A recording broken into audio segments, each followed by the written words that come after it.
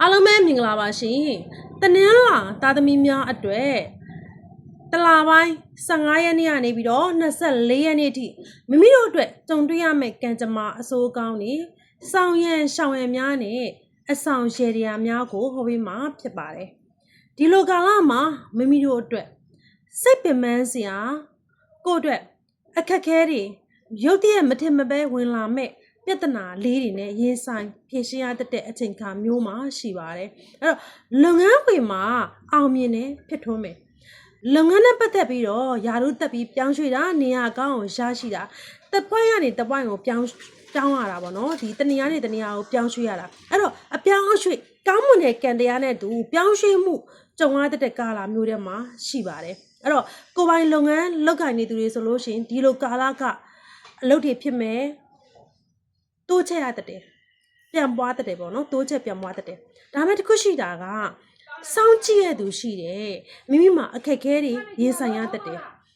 လွယ်ကူရရှိတာမျိုးတော့မဟုတ်ဘူးဒါမဲ့ငကိုရင်ဆိုင်ခဲ့တဲ့အခက်အခဲတွေကနေပြန်လဲအကျိုးမြတ်ကောင်းတွေရရှိမဲ့အချိန်အခါမျိုးလို့ဟောလို့ရပါတယ်နောက်တစ်ခါကျတော့ငွေကြေးပိုင်းဆိုင်ရာဒီလိုကာလမှာကံတအားကောင်းတယ်ငွေကြေးနဲ့ပတ်သက်ပြီးတော့ဒီလိုကာလကလုံးဝနဲ့ရရှိဖို့ရှိတယ်ဒီအဖက်ဖက်ကနေငွေကြေးဝင်လာဖို့ရှိတယ်ဒါမှတခုရှိတာကသုံးဆွဲမှုမှားယွင်းမှုကြောင့်ဒီမလိုအပ်ပဲကုန်ကြမှုကြောင့်ငွေကြေးဝင်လာတဲ့ငွေကြေးလုံးကနေပြန်လဲကုန်ကျသွားတပါတယ်အဲ့တော့ဒီလိုကာလမှာငွေကြေးသုံးဆွဲမှုကိုစစ်စစ်မယ်ဆိုလို့ရှိရင်အဆင်ပြေတဲ့ကာလမျိုးလို့ပြောလို့ရတယ်ပေါ့နော်အဲ့တော့ငွေကံအားနဲ့ချင်းတအားကောင်းပါတယ်ငွေကြေးနဲ့ပတ်သက်ပြီးကုန်ကျမှုတွေမှာကြီးကဲသူတူမနာမကျန်းဖြစ်တဲ့အဓိကဒီမနာမကျန်းကြောင့်ငွေကြေးကုန်ကျရတာဒူးနာခါနာဖြစ်တဲ့မျိုးဒီလိုကာလကကြုံတွေ့ရတတ်ပါတယ်ပေါ့နော်နောက်တစ်ခုကကြတော့အိမ်တော်ကြီးနဲ့ပတ်သက်ပြီးတော့ဒီလိုကာလမှာစိတ်မတည်မကြပြဿနာလေးတွေရင်ဆိုင်ရတတ်တယ်ဒီလိုကာလမှာအဓိကကတော့ဒီအကောင်းဆုံးလှုပ်ဆောင်မယ်တည်ဆောက်မယ်လို့ကြံစည်နေပါရဲ့နဲ့ဒီစိတ်ထဲမှာဘွေမကြဘူးနေတိုင်းဥပ္ပခပြုမိနေတာအဲ့လိုမျိုးပေါ့နော်အဓိကကိုယ်တိုင်မရှင်းလင်းတဲ့ပြဿနာတွေကိုတအုံနွေးနဲ့ကြီးထွားတတ်တဲ့အချိန်ခါမျိုးမှာရှိပါတယ်အဲ့တော့အိမ်တော်ကြီးနဲ့ပတ်သက်ပြီးတော့ပြန်လဲတည်ဆောက်ရမယ်ချစ်ချင်းမေတ္တာနဲ့ပတ်သက်ပြီးတော့အဲ့လိုမျိုးပဲစိတ်တွေကုန်ခန်းနေတတ်တယ်အခြေနဲ့ပတ်သက်ပြီးတော့ဆက်ပြီးတော့ဒီချစ်ချင်းမေတ္တာကိုဆက်လက်မတည်ဆောက်ခြင်းတလောက်ကိုဘယ်လိုဆိုစိတ်သက်တွေကြာနေတာပေါ့နော်စိတ်သက်တွေကြာနေတာဖြစ်တတ်ပါတယ်နောက်တစ်ခုကကြတော့ကိုယ့်ရဲ့ဒီချစ်သူနဲ့ကိုယ့်ရဲ့ခင်မွန်းနဲ့ပတ်သက်ပြီးတော့လေဒီလိုကာလကတအားယုံကြည်လို့မရဘူးပြီးတော့နောက်တစ်ခုကကြတော့အဲ့လိုမျိုးမိမိကိုပြစ်ထားသလိုမျိုးခံစားတတ်တဲ့အချိန်ခါမျိုးလို့ပြောလို့ရတယ်ပေါ့နော်အဲ့တော့ကျမကြီးနဲ့ပတ်သက်ပြီးတော့နောက်တစ်ခုကညံ့တဲ့အချိန်ကအဓိကကတော့အကြောချင်းနဲ့ပတ်သက်ပြီးအားနေပါတယ်ဒူးနာခါနာမျိုးတွေဖြစ်တဲ့အချိန်ခါမျိုးမှာရှိပါတယ်ပြီးတော့နောက်တစ်ခုကဒီလိုကာလမှာဒီရုတ်တရက်ဒီကိုပူဒါမျိုးဖြစ်တဲ့ပေါ့နော်အနည်းဆက်တွေပေါက်တာမျိုးတွေဖြစ်တဲ့အချိန်ခါမျိုးမှာရှိပါတယ်အဲ့တော့ဒီလိုကာလမှာ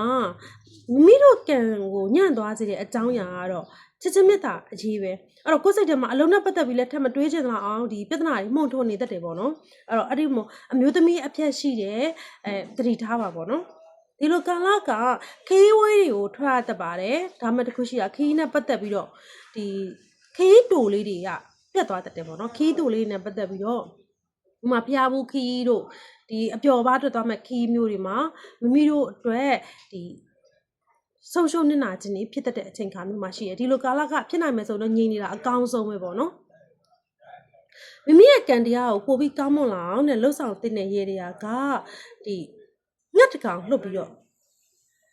မိမိရဲ့ကံတွေကောင်းဖို့အတွက်အဆူတောင်းငှက်တကောင်လှုပ်လိုက်ပါပေါ့နော်ငှက်လှုပ်ပေးပါနောက်တစ်ခါကျတော့မြတ်စွာဘုရားရှင်ကိုဒီဇေဒီမှာပဲဖြစ်မြတ်စွာဘုရားရှင်မှာပဲခေါင်းလောင်းလေးတို့ကျေးစီတို့အတန်ထွက်တဲ့အရာတစ်ခုပေါ့နော်လှူဒန်းတဲ့ကုသိုလ်ပြုလို့ဆောင်ပေးပါအဲ့ဒါမိမိတို့ရဲ့ကံတွေကိုပြန်လဲပွင့်လန်းလာစေတယ်ပို့ပြီးကောင်းမွန်လာစေမှာဖြစ်ပါတယ်အဲ့တော့တနင်္လာသမီးချစ်မိတ်ဆွေများအားလုံးအေဂျင့်တာပျော်ရွှင်ကြပါစေမိမိတို့လက်ရှိကြုံနေတဲ့အခက်အခဲတွေပြပြပြီးတော့ကောင်းကျိုးချမ်းသာများစွာကိုရရှိပိုင်ဆိုင်ကြပါစေရှင်